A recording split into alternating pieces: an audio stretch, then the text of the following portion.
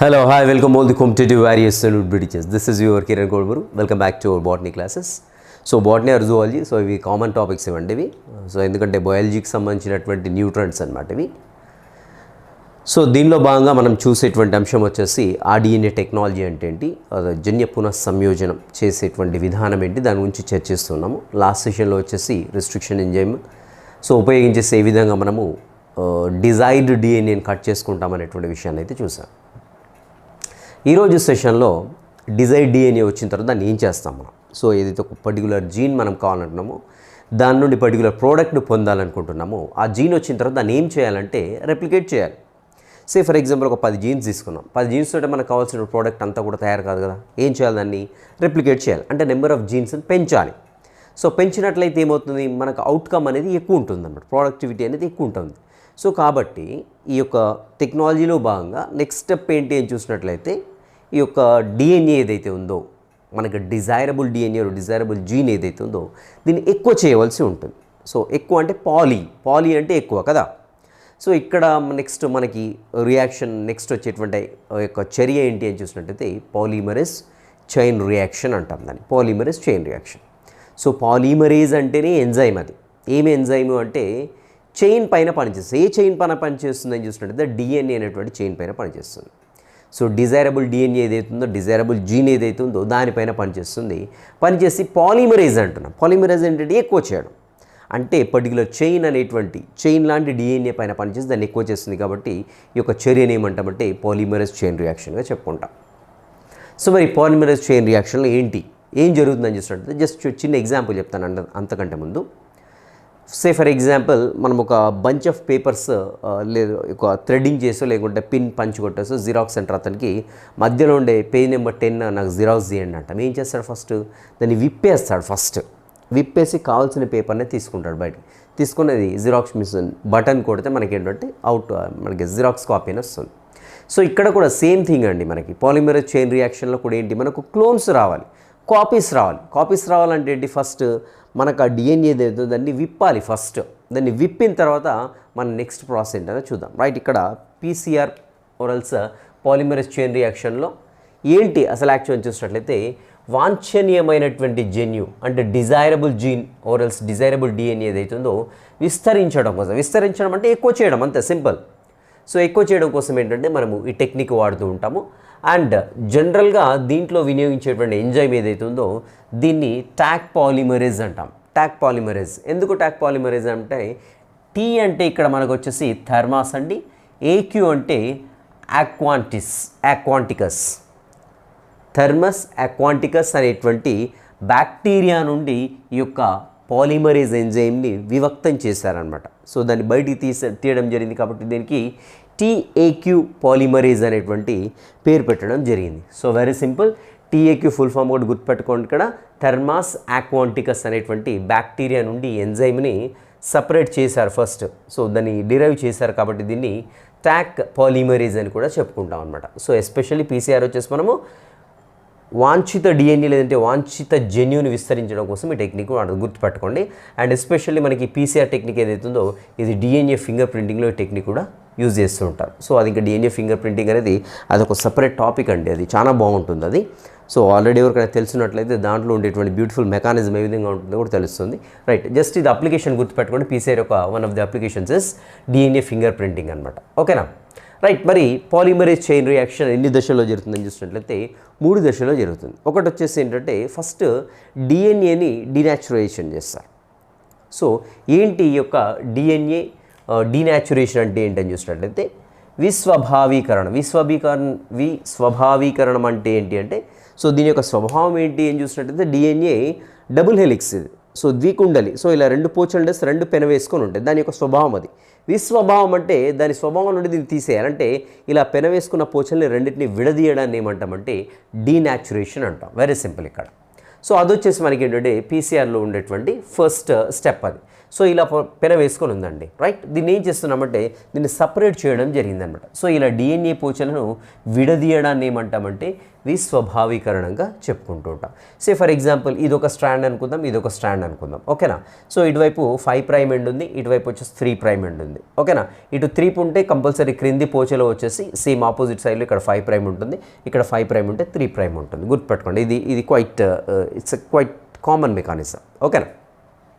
And ఎప్పుడు కూడా DNA synthesis అనేది 5 to 3 డైరెక్షన్లో జరుగుతుంది, 5' to 3' డైరెక్షన్లో జరుగుతుంది డిఎన్ఏ సింథసిస్. అదొకటి బాగా గుర్తుపెట్టుకోండి, అదొక పాయింట్. నెక్స్ట్ 2 ఎండ్స్ చూసినట్లయితే ఆపోజిట్ ఉంటుంది, 3' ఉంటే కింద 5' ఉంటుంది.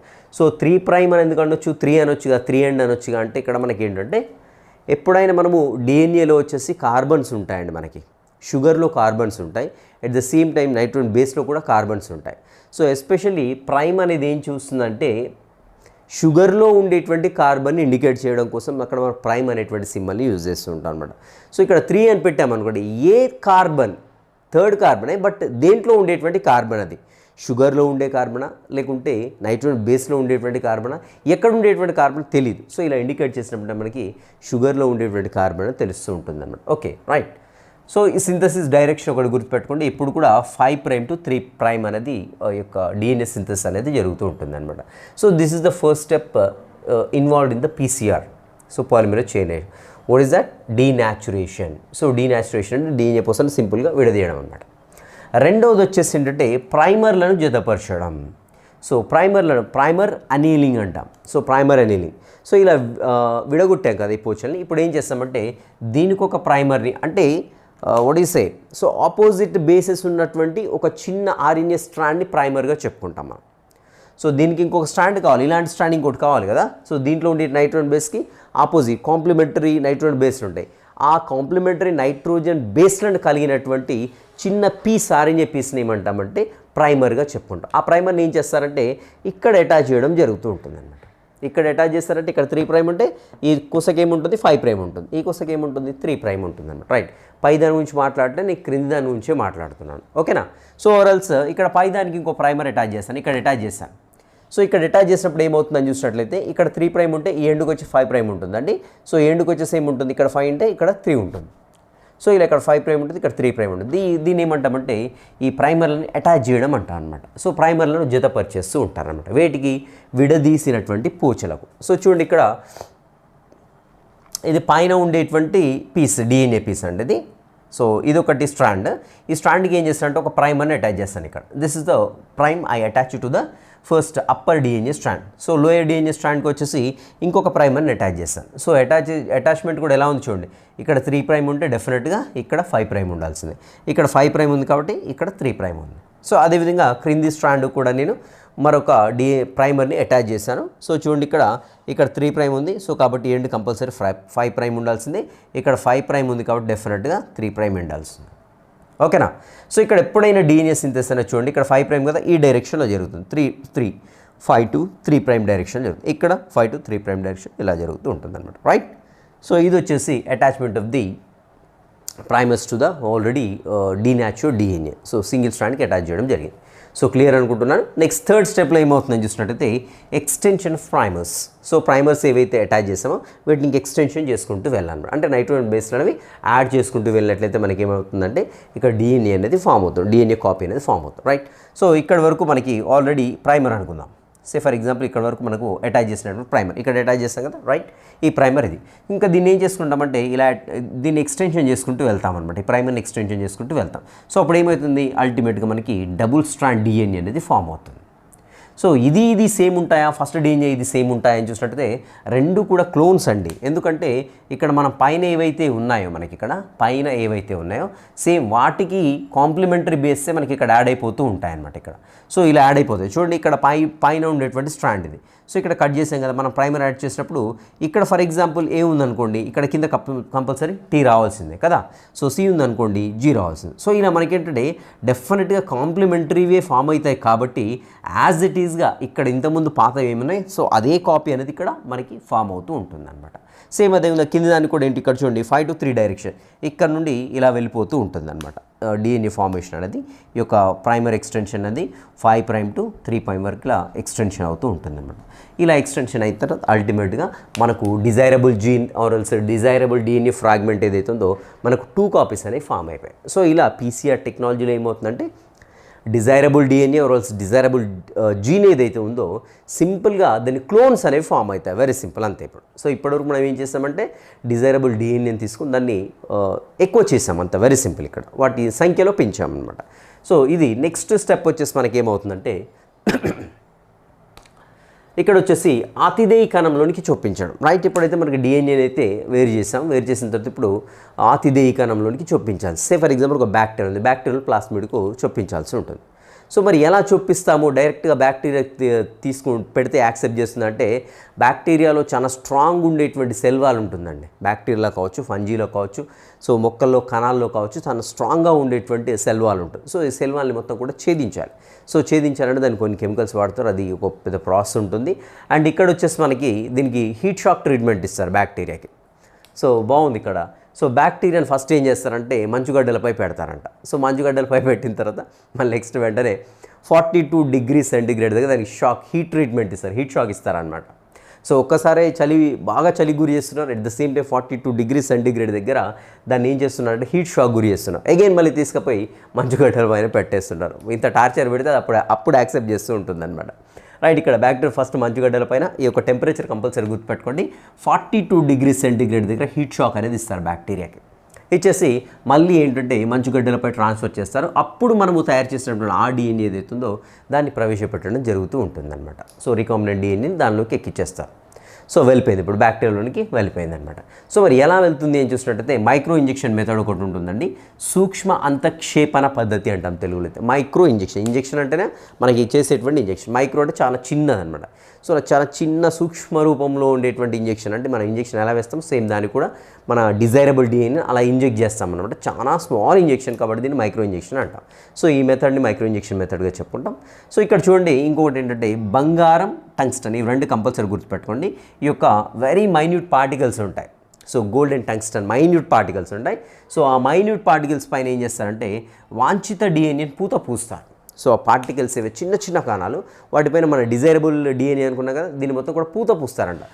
పూసేసి ఏం చేస్తారంటే జీన్ గన్ మెథడ్ ఉంటుంది. సో జీన్ గన్ మెథడ్లో దాన్ని కొట్టినప్పుడు ఆ పార్టికల్స్ అనేవి రప్పని దాంట్లోకి వెళ్ళిపోతాయి. సో మనకి అతిదేయ కణం ఏదైతే అనుకున్నా దాంట్లోకి అన్నీ కూడా వెళ్ళిపోతాయి. సో వెళ్ళిపోయినప్పుడు అక్కడ మనం మీద డిజైరబుల్ డిఎన్ఏ ఉందో ఆ డిఎన్ఏ తన యొక్క పని చేసుకుంటూ ఉంటుంది. సో డిఎన్ఏని పూసిన తర్వాత ఇక్కడ చూడండి బయోలిస్టిక్ మెథడ్, లేదంటే దీన్ని జీన్ గన్ మెథడ్ అంటాము. సో ఆ పద్ధతిలో ఏంటంటే ఈ యొక్క బంగారం, టంగ్స్టన్ చిన్న చిన్న కణాలకు డిజైరబుల్ డిఎన్ఏ పూసి వాటిలోనికి ఎక్కించడం జరుగుతూ ఉంటుందన్నమాట. సో ఈ బదిలీని ఆల్రెడీ మనం చెప్పుకున్నాము, జీన్ ట్రాన్స్ఫర్మేషన్, జన్యు పరివర్తనగా చెప్పుకుంటాం. Very simple. డిజైరబుల్ జీన్ని మనం దేంట్లోనికి అయితే ప్రవేశపెట్టాలనుకున్నామో దాంట్లోనికి ప్రవేశపెడితే దాన్ని జన్యు పరివర్తనగా చెప్పుకుంటాం, జీన్ ట్రాన్స్ఫర్మేషన్ అంటాం. సో మరి దీనిలో గుర్తుపెట్టుకోవాల్సిన అంశాలు గుర్తుపెట్టుకోండి. ఖచ్చితంగా పీసీఆర్ ఫుల్ ఫామ్ ఒకటి గుర్తుపెట్టుకోండి. దాని యొక్క ఇంటెన్షన్ ఏంటి అంటే వాంఛనీయ జన్యువుని విస్తరించడం కోసం, ఎక్కువ చేయడం కోసము. సో ఇక్కడ ఉపయోగించేటువంటి ఎంజైమ్ వచ్చేసి TAQ పాలిమరేస్ థర్మాస్ అక్వాంటికస్ అనేటువంటి బ్యాక్టీరియా నుండి వచ్చింది కాబట్టి TAQగా చెప్పుకుంటున్నాము. ఈ పద్ధతిని వచ్చేసి DNA finger print. This is one of the applications of the PCR technology. Okay, and దీంట్లో ఉన్నటువంటి 3 దశలు ఏవైతే 3 దశలను కూడా గుర్తుపెట్టుకోండి. డీనాచురేషన్ ఒకటి, అండ్ దెన్ వచ్చేసి ప్రైమర్లను జతపరచడం, సో ప్రైమర్ ఎనీలింగ్ అంటాము. అండ్ థర్డ్ వన్ వచ్చేసి ఎక్స్టెన్షన్ ఆఫ్ ప్రైమర్స్, సో ప్రైమర్లని పొడిగించడం, కొనసాగించడం అన్నమాట. సో ఈ 3 పద్ధతుల్లో చేస్తుండే ఈ 3 స్టెప్స్ గుర్తుపెట్టుకోండి. అండ్ నెక్స్ట్ వచ్చేసి ఇక్కడ బ్యాక్టీరియాని ఎన్ని డిగ్రీల సెంటిగ్రేడ్ దగ్గర హీట్ షాక్ గురి చేస్తారు అదొకటి గుర్తుపెట్టుకోండి. అండ్ నెక్స్ట్ వచ్చేసి మైక్రో ఇంజెక్షన్ మెథడ్ ఒకటి. ఇక్కడ ఈ 2 మూలకాలు ఏవైతేనో ఆ 2 మూలకాలు డెఫినెట్గా గుర్తుపెట్టుకోండి, బంగారం ఒకటి, టంగ్స్టన్ ఒకటి.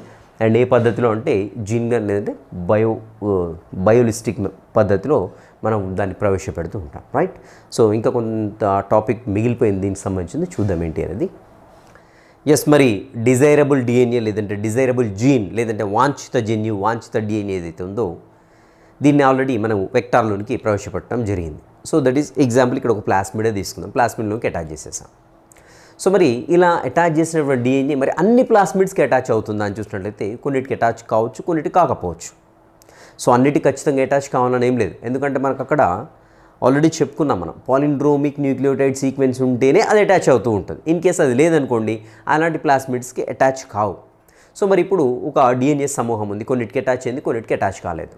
సో మరి ఇప్పుడు మనం సపరేట్ చేసుకోవాలి వీటిని ఖచ్చితంగా, ఏ వేటికైతే అటాచ్ కాలేదు లేదా వేటికైతే అటాచ్ అయ్యో వాటిని ఒక గ్రూప్గా చేయాలి. మరి ఎలా పాసిబుల్ అవుతుందని చూసినట్లయితే చూద్దాం. ఇక్కడ ఫస్ట్ పరివర్తనం చెందిన అతిదేయ కణాల యొక్క వర్ణం అంటే ఏంటి అంటే సెలెక్ట్ చేసుకోవడం. సో సెలెక్షన్ ఆఫ్ ట్రాన్స్ఫ్యూజ్డ్ వెక్టార్ అనమాట ఇక్కడ. సో ట్రాన్స్ఫ్యూజ్డ్ వెక్టార్ ఏదైతే ఉందో దాన్ని సెలెక్ట్ చేసుకోవాలి. ఎలా సెలెక్ట్ చేసుకోవాలి? వర్ణం అంటే సెలెక్షన్ అండి, గుర్తుపెట్టుకోండి. దాన్ని సపరేట్ చేసుకోవాలి. ఎలా చేసుకోవాలి అని చూసినట్లయితే ఫస్ట్ ఆ కణాలని ఈ జన్యు పరివర్తన అంటే మనం డిఎన్ఏ అటాచ్ చేసినటువంటి ఏదైతే డిఎన్ఏ అటాచ్ చేసాం కదా, సో ఆ వెక్టార్స్ని ఏం చేస్తామంటే ఆ యొక్క జన్యువుతో పాటుగా డిజైరబుల్ డిఎన్ఏ ఏదైతే ఉందో దానితో పాటుగా మనకు యాంపిసిలిన్ నిరోధక జన్యువుని జతపరుస్తూ ఉంటాము. సో ఇప్పుడు ఫర్ ఎగ్జాంపుల్ ఇదొక బ్యాక్టీరియా రైట్, ఇదొక బ్యాక్టీరియా, సో ఇదొక bacteria. Let's say for example vectors అనుకోండి. వెక్టార్స్ అంటే ఏంటి? ఉదాహరణకు ప్లాస్మిడ్ అనుకుందాం. సో ప్లాస్మిడ్కి మనం డిజైరబుల్ డిఎన్ఏని అటాచ్ చేస్తాం. సే ఫర్ ఎగ్జాంపుల్ ఇక్కడ ఈ రెండింటికి అటాచ్ అయిపోయింది అది. సో ఇక్కడ ఈ రెండింటికి మాత్రం అటాచ్ కాలేదు. సో ఇక్కడ ఏం చేస్తున్నామంటే ఈ రెండింటిని సపరేట్ చేసుకోవాలంటే వీటికి సపరేట్ మార్కింగ్ పెట్టుకోవాలి. ఎలా పెట్టుకుందాం మార్కింగ్? ఎలా తెలుస్తుందని చూసినట్లయితే ఈ యొక్క డిజైరబుల్ డిఎన్ఏతో పాటుగా మనకు ఇంకొక దాన్ని కూడా అటాచ్ చేసేస్తున్నాం ఇక్కడ. అదేంటి? యాంపిసిలిన్ రెసిస్టెంట్ జీన్ని కూడా మనం దీనికి అటాచ్ చేస్తున్నాం. ఎందుకు అటాచ్ చేస్తాం చెప్తాను ఇప్పుడు, అర్థమవుతుంది కదా. సో డిజైరబుల్ డిఎన్ఏతో పాటుగా మనం ఈ యొక్క యాంపిసిలిన్ రెసిస్టెంట్ జీన్ ఏదైతే ఉందో దాన్ని కూడా దీనికి అటాచ్ చేయడం జరిగింది డిజైరబుల్ డిఎన్ఏతో పాటుగా. ఎందుకు అటాచ్ చేశామంటే సో ఇప్పుడు యాంపిసిలిన్ రెసిస్టెంట్ వీటిలో ఈ రెండిట్లో యాంపిసిలిన్ ఏదైతే ఉందో యాంటీబయాటిక్ వాటికి ఎక్స్పోజ్ చేస్తామనుకోండి గ్రూపుని మొత్తం, ఇవి రెండు బ్రతుకుతాయి. ఎందుకంటే యాంపిసిలిన్ రెసిస్టెంట్ జీన్ ఉంది కాబట్టి.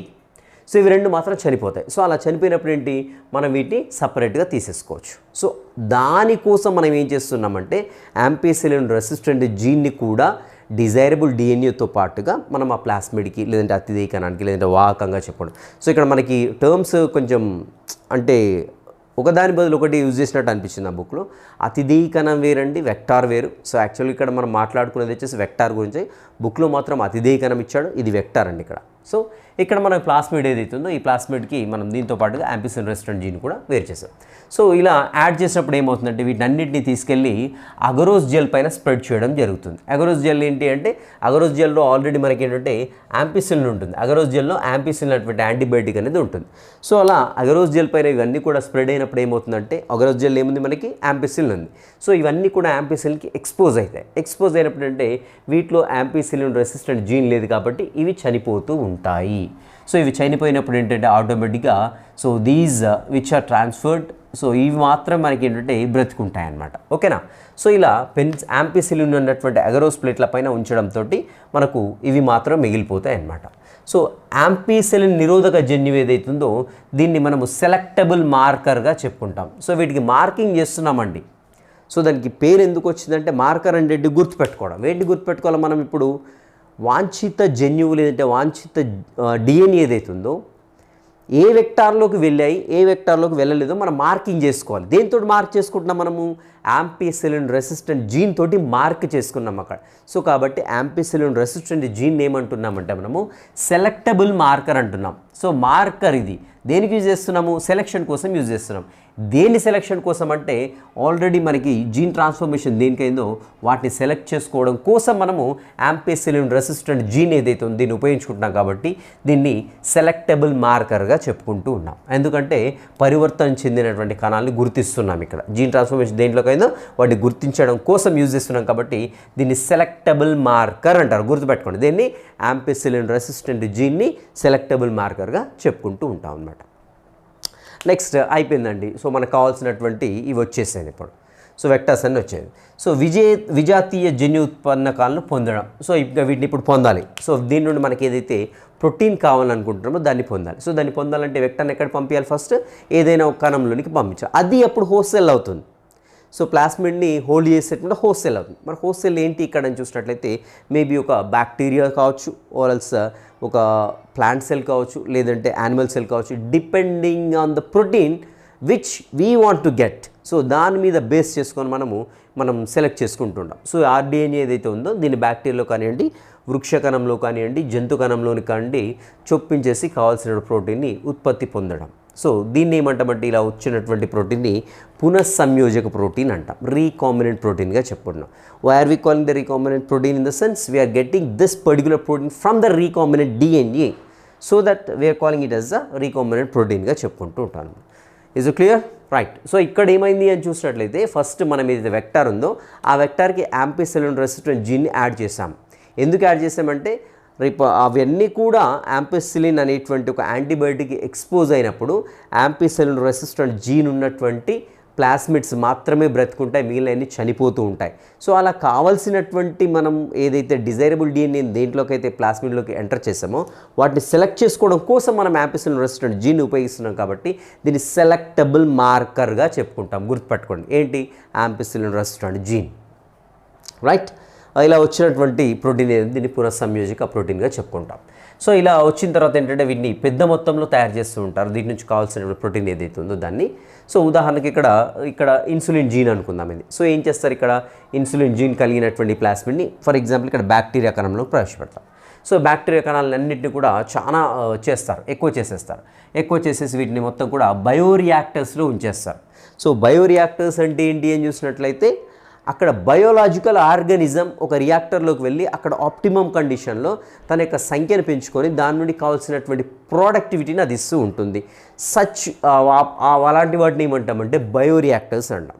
సో మరి బయోరియాక్టర్స్లో ఏముంటాయంటే ఒక ఆర్గానిజం ఓరల్స్ ఒక సెల్ సక్సెస్ఫుల్గా సర్వైవ్ కావడానికి కావాల్సినటువంటి ఆప్టిమమ్ కండిషన్స్ని కూడా అక్కడ ఉంటాయన్నమాట రియాక్టర్లో. సో ఉదాహరణకి ఇక్కడ చూసినట్లయితే ఫర్ ఎగ్జాంపుల్ పెద్ద మొత్తం అంటే ఒక 100 to 1000 లీటర్స్ ఆఫ్ ఇన్సులిన్ కావాలి నాకు. సో ఇక్కడ బయోరియాక్టర్స్లో ఏం చేస్తారంటే దీనిలో మనకి pH కానివ్వండి, ఉష్ణోగ్రత కానివ్వండి, అండ్ లవణాలు కానివ్వండి, విటమిన్స్ కానివ్వండి, ఆక్సిజన్ కానివ్వండి, అది సర్వైవ్ కావాల్సినటువంటి అన్ని అంశాలు కూడా ఏంటంటే యుక్తతమంగా ఉంటాయి. యుక్తతమంగా అంటే ఆప్టిమమ్ ఎంతైతే కావాలో అంతకంటే తక్కువ కాదు, అంతకంటే ఎక్కువ కాదనమాట. సో ఇలా ఉండడం ద్వారా ఏమవుతుందంటే ఇంకా దాని నుండి సక్సెస్ఫుల్గా మనకు ప్రోటీన్ అనేది ఉత్పత్తి అవుతూ ఉంటుంది. నెక్స్ట్ ప్రోటీన్ ఉత్పత్తి అయిన తర్వాత ఏముంటుందంటే డౌన్ స్ట్రీమ్ ప్రాసెసింగ్ ఉంటుంది. డౌన్ స్ట్రీమ్ అంటే అనుప్రవాహ ప్రక్రియ అంటాం తెలుగులో. గుర్తుపెట్టుకోండి, అనుప్రవాహ ప్రక్రియ. సో మనకి ఈ బయోటెక్నాలజీ లాస్ట్ దశ అనమాట ఇది. సో ఇక్కడ ఏం చేస్తామంటే దాని నుండి వచ్చినటువంటి ప్రోడక్ట్ ఏదైతే ఉందో ఫర్ ఎగ్జాంపుల్ ఇక్కడ ఇన్సులిన్ అనుకుందాం మీ కేసులో, ఆ ఇన్సులిన్ని డైరెక్ట్గా తీసేసి ఫిలప్ చేయరండి. సో దాన్ని ఏం చేస్తారంటే దాని యొక్క ఉత్పన్నాన్ని ఫస్ట్ వేరు చేస్తారు. సో దాంతోపాటు ఇంకా వేరి ఉండడానికి కూడా ఛాన్స్ ఉంది కదా. ఫర్ ఎగ్జాంపుల్ ఇక్కడ లవణాలు అన్నాం, లవణాలు కూడా మనకి ఏంటి దాంట్లో ఉండడానికి ఛాన్స్, విటమిన్స్ కూడా ఉండడానికి ఛాన్స్ ఉంటుంటుంది. ఓకేనా. సో ఇలా బై ప్రోడక్ట్స్ కూడా కొన్ని ఉంటాయి. సో వాటిని మొత్తం కూడా ఏంటి సపరేట్ చేయాలి. సో అలా వాటిని వేరు చేయడం, నెక్స్ట్ వచ్చేసి శుభ్రపరచడం. సో అంటే మనకు కావాల్సిన ప్రోడక్ట్ ఏది ఉందో దాన్ని సపరేట్ చేస్తాం, వాటిని సపరేట్ చేస్తాం. సో ఇలా వేరు చేసినటువంటి మనకు కావాల్సిన ఉత్పన్నం ఏదైతే ఉందో ఉత్పన్నం, సో దాన్ని ఏం చేస్తామంటే చివరిగా ఇంకా శుభ్రం చేసేస్తూ ఉంటాం అనమాట. ఇంకేమీ లేకుండా దాంట్లో ప్యూర్గా ఉండేటువంటి ప్రోటీన్ ఏదైతే ఉందో, ఎగ్జాంపుల్ ఇక్కడ ఇన్సులిన్ ఇంకా ఏమీ మిక్సింగ్ లేకుండా మలినాలు ఏమున్నా కానీ మొత్తం కూడా తీసేయడం జరుగుతుంది. సో అలా తీసేసి దాన్ని ఒక ప్యూరిఫైడ్ కండిషన్లోకి తీసుకోవడాన్ని ఏమంటామంటే అనుప్రవాహ ప్రక్రియ, డౌన్ స్ట్రీమ్ ప్రాసెసింగ్గా చెప్పుకోండి. డౌన్ స్ట్రీమ్ అంటే చిన్న నీటి చిన్న నీటి వరద లాంటిదని స్ట్రీమ్ అంటాం. డౌన్ స్ట్రీమ్ అంటే క్రిందికి వచ్చేటప్పుడు.